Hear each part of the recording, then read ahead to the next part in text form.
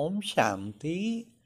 आज सुनते हैं 9 अक्टूबर 87 के अव्यक्त बाप दादा के मधुर महावाक्य।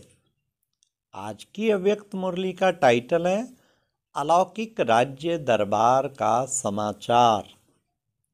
आज की मुरली में बाबा ने संगम युग की क्या विशेषता है। दूसरा, बाप दादा ने 2 प्रकार के बच्चे देखे। कौन से देखे? क्वेश्चन 3, बच्चों का बाप दादा से क्या वायदा है। लास्ट क्वेश्चन, वर्तमान युद्ध में समय गंवाने वालों की क्या गति होगी। तो सुनते हैं 9 अक्टूबर 87 की मुरली अलौकिक राज्य दरबार का समाचार। आज बाप दादा अपने स्वराज्य अधिकारी बच्चों की राज्य दरबार देख रहे हैं। यह संगम युग की निराली श्रेष्ठ शान वाली अलौकिक दरबार सारे कल्प में न्यारी और अति प्यारी है। इस राज्य सभा की रूहानी रौनक, रूहानी कमल आसन, रूहानी ताज और तिलक, चेहरे की चमक, स्थिति की श्रेष्ठ स्मृति के वायुमंडल में अलौकिक खुशबू अति रमणीक, अति आकर्षित करने वाली है।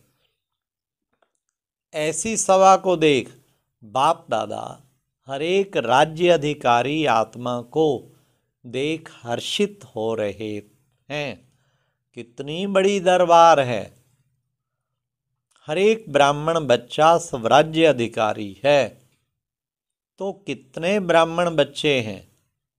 सभी ब्राह्मणों की दरबार इकट्ठी करो तो कितनी बड़ी राज्य दरबार हो जाएगी। इतनी बड़ी राज दरबार किसी भी युग में नहीं होती है। यही संगम युग की विशेषता है। जो ऊंचे ते ऊंचे बाप के सर्व बच्चे स्वराज्य अधिकारी बनते हैं, वैसे लौकिक परिवार में हर एक बाप बच्चों को कहते हैं ना, क्या कि ये मेरा बच्चा राजा बेटा है। वह इच्छा रखते हैं कि मेरा हर एक बच्चा राजा बने, लेकिन सभी बच्चे राजा बन नहीं सकते हैं। यह कहावत परमात्म बाप की कापी है। इस समय बाप दादा ने सब बच्चे राजयोगी अर्थात सबके राजे नंबरवार जरूर हैं, लेकिन हैं सभी राजयोगी, प्रजा योगी कोई नहीं है। तो बाप दादा बेहद की राज्य सभा देख रहे थे। सभी अपने को स्वराज्य अधिकारी समझते हो ना। नए नए आए हुए हैं बच्चे राज्य अधिकारी हो, वह अभी बनना है। नए नए हैं तो मिलना जुलना सीख रहे हैं। अव्यक्त बाप की अव्यक्ति बातें समझने की भी आदत पड़ जाएगी। फिर भी इस भाग्य को अभी से भी समय पर ज़्यादा समझेंगे कि हम सभी आत्माएं कितनी भाग्यवान हैं। तो बाप दादा सुना रहे थे अलौकिक राज दरबार का समाचार। सभी बच्चों के विशेष ताज और चेहरे की चमक के ऊपर ना चाहते भी अटेंशन जा रहा था। ताज ब्राह्मण जीवन की विशेषता, पवित्रता का ही सूचक है। साधारण रीति से भी किसी भी व्यक्ति को देखेंगे तो सबसे पहले दृष्टि चेहरे तरफ ही जाएगी। यह चेहरा ही वृत्ति और स्थिति का दर्पण है। तो बाप दादा देख रहे थे, चमक तो सभी में थी, लेकिन एक थे सदा रूहानियत की स्थिति में स्थित रहने वाले, स्वतः और सहज स्थिति वाले, और दूसरे थे सदा रूहानी स्थिति के अभ्यास द्वारा स्थित रहने वाले। एक थे सहज स्थिति वाले और दूसरे थे प्रयत्न कर स्थिति रहने वाले, अर्थात एक थे सहज योगी और दूसरे थे पुरुषार्थ से योगी। दोनों की चमक में अंतर रहा। उनकी नेचुरल ब्यूटी थी और दूसरों के पुरुषार्थ द्वारा ब्यूटी थी। जैसे आजकल भी मेकअप कर ब्यूटीफुल बनते हैं ना, नेचुरल ब्यूटी की चमक सदा एक रस रहती है और दूसरी ब्यूटी कभी बहुत अच्छी तो कभी परसेंटेज में भी रहती है, एक जैसी एक रस नहीं रहती है। तो सदा सहज योगी स्वतः योगी स्थिति नंबर 1 स्वराज्य अधिकारी बनाती है। जब सभी बच्चों का वायदा है ब्राह्मण जीवन अर्थात एक बाप ही संसार, वह एक बाप दूसरा ना कोई। जब संसार ही बाप है, दूसरा कोई है ही नहीं, तो स्वतः और सहज योगी स्थिति सदा रहेगी ना। वह मेहनत करनी पड़ेगी। अगर दूसरा कोई है फिर तो मेहनत करनी पड़ती है, जहाँ बुद्धि ना जाए वहाँ जाए। लेकिन एक बाप ही सब कुछ है, फिर बुद्धि कहाँ जाएगी। जब जा ही नहीं सकती तो अभ्यास क्या करेंगे। अभ्यास में भी अंतर हो जाता है। एक है स्वतः अभ्यास है ही है, और दूसरा होता है मेहनत वाला अभ्यास। तो स्वराज्य अधिकारी बच्चों का सहज अभ्यासी बनना, यही निशानी है सहज योगी स्वतः योगी की। उनको चेहरे की चमक अलौकिक होती है, जो चेहरा देखते ही अन्य आत्माएं अनुभव करती हैं कि यह श्रेष्ठ प्राप्ति स्वरूप सहज योगी हैं। जैसे स्थूल धन व स्थूल पद की प्राप्ति की चमक चेहरे से मालूम होती है ना कि यह साहूकार कुल व उच्च पद अधिकारी हैं, ऐसे श्रेष्ठ प्राप्ति श्रेष्ठ राज्य अधिकार अर्थात श्रेष्ठ पद की प्राप्ति का नशा चमक चेहरे से दिखाई देती है। दूर से ही अनुभव करते कि इन्होंने कुछ पाया है, प्राप्ति स्वरूप आत्माएं हैं।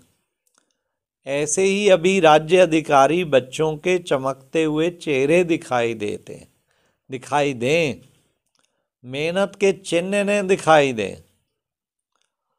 प्राप्ति के चिन्ह दिखाई दें।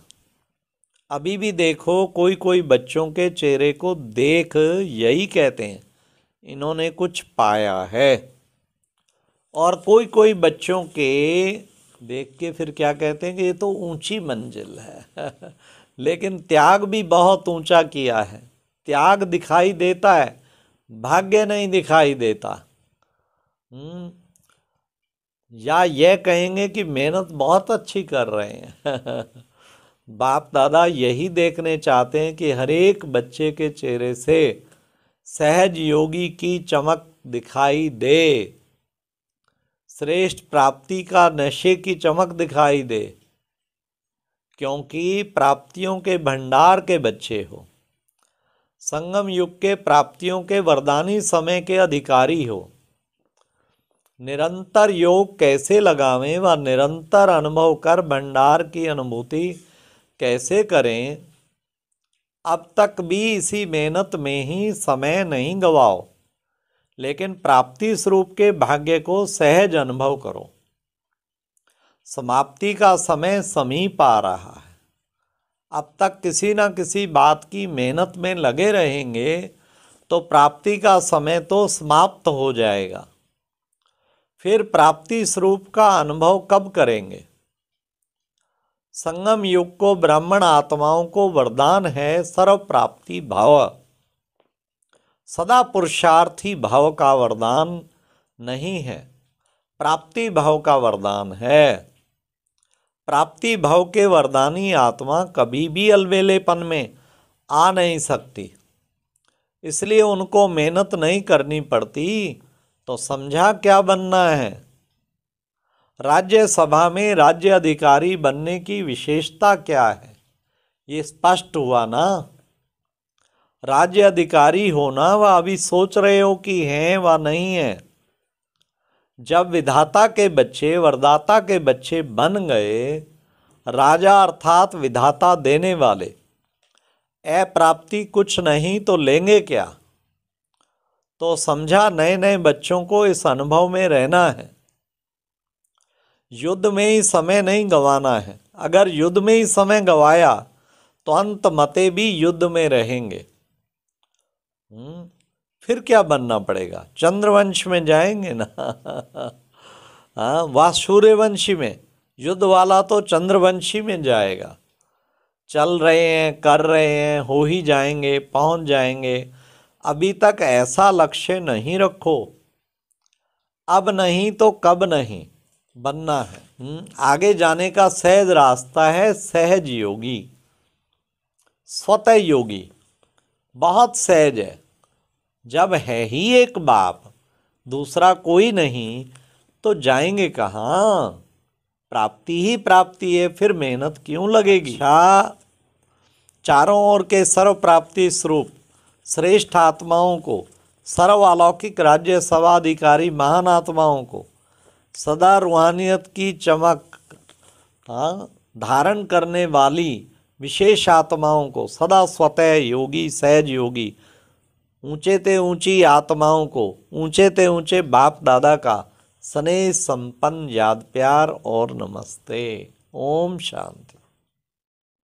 और अब यह एक बहुत अच्छी वीडियो भी जरूर देखें।